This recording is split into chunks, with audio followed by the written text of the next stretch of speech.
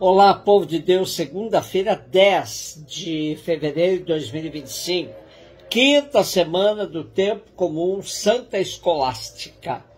Nossa reflexão de hoje é a partir de Gênesis 1, de 1 a 19, Marcos 6, de 53 e 56. Iniciamos hoje a leitura do primeiro livro da Bíblia, Gênesis, e essa leitura vai nos acompanhar por muito tempo. Temos hoje os primeiros 19 versículos do primeiro capítulo que nos narra uma das versões da criação. Gênesis, nascimento, origem. Temos nesse livro duas partes bem distintas. A primeira, que vai do capítulo 1 ao 11, narra a origem do mundo, da humanidade. A segunda nos traz a origem do povo de Deus, que vai do capítulo 12 ao 50. Creio que não é novidade afirmar que a narrativa da criação não é um tratado científico, mas uma tentativa de explicação teológica sobre os fundamentos de tudo. Bom notar que essa primeira narrativa da criação, da qual temos hoje os 4 primeiros dias, é uma produção dos sacerdotes do tempo no exílio da Babilônia.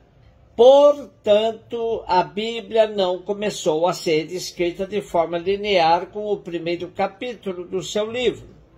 De forma prática, podemos afirmar que depois de escritos capítulos de 12 a 50, decidiram criar uma espécie de prefácio para toda a obra. E aí surgiram os 11 primeiros capítulos. Com isso, pode-se afirmar que os relatos da criação descrevem ações divinas que se situam não na história, mas num princípio que ninguém pode conhecer. Daí o uso da linguagem dos mitos. De fato, ninguém assistiu à criação do mundo para poder narrar como foi. Onde estavas quando lancei os fundamentos da terra? Pergunta Deus a Jó. De fato, é bom que insistamos que ninguém assistiu quando tudo começou, evitando as leituras fundamentalistas. Portanto, o caráter destes relatos não é científico, embora o autor se sirva da noção experimental do mundo corrente no seu tempo. Não é histórico, embora as apresente em movimento e um processo análogo ao da história. Estas afirmações são teológicas. Falam de Deus enquanto revelam ação e desígnio no mundo e enquanto este encontra a plenitude do seu ser na referência a Deus. São teologia de linguagem medida e refinada, e são também mensagem para determinados destinatários, como os pagãos que adoravam o sol, a lua e outras criaturas. No primeiro relato, nosso texto de hoje, o autor sagrado refere que Deus tudo criou pela sua palavra e baseia a estrutura da sua narrativa nos 7 dias da semana, com os 6 dias de trabalho e mais um de repouso, o 7º dia, para o qual converge toda a ação semanal, que nele encontra plena realização. Esta estrutura é propositalmente usada, tanto mais que as ações de Deus são mais de 7. A luz, a abóbada celeste, a terra enxuta, a vegetação, os luzeiros, peixes, aves, gado, répteis, o homem, macho e fêmea. Nosso relato de hoje quer dizer-nos que a criação foi organizada em vista de um fim muito concreto que se resume no sábado, que é o dia de repouso para o homem, e o dia de louvor a Deus. Ao terminar estas páginas, lemos: concluída no 7º dia toda a obra que tinha feito, Deus repousou no 7º dia de todo o trabalho por ele realizado. Como pôde concluir a criação se no mesmo dia cessou toda atividade? Faltava uma coisa essencial no mundo: o tempo e o espaço para o descanso, para um diálogo com o Criador. O sábado vem cobrir essa falta, concluir a obra, porque permite viver com a periodicidade de uma semana o tempo todo de Deus Criador e Salvador. E celebrar de antemão a criação terminada é uma imagem da meta posta à vista, para iluminar o caminho e assegurar que por ele se chega à realização total e ao repouso de Deus. Marcos 6, de 53 a 56.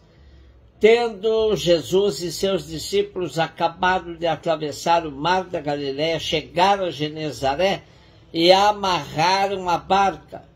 Logo que desceram da barca, as pessoas imediatamente reconheceram Jesus e, percorrendo toda aquela região, levavam os doentes deitados em suas camas para o lugar onde ouviam falar que Jesus estava.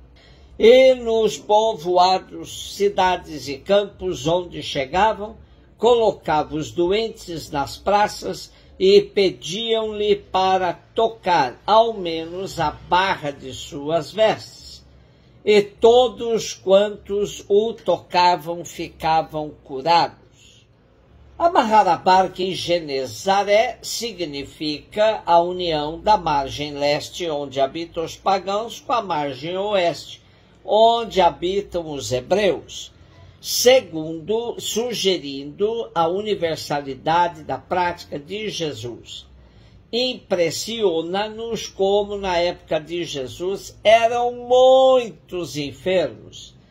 Hoje também temos tantos enfermos quanto no tempo de Jesus, porém, talvez nos falte a mesma sensibilidade para percebermos. Diante de Jesus são expostas todas as misérias humanas. As pessoas não se deixam dominar pela vergonha, mas agem com confiança. Acreditam que basta que o Senhor lhes toque apenas com as franjas da sua veste. Uma correta cristologia não exige que Jesus fosse um super-homem para resolver todas as carências da humanidade, mas sua presença salvífica é parte fundamental da revelação da presença do próprio Deus na pessoa do seu Filho no meio de nós. Marcos não usa métodos racionalistas para demonstrar a divindade de Jesus.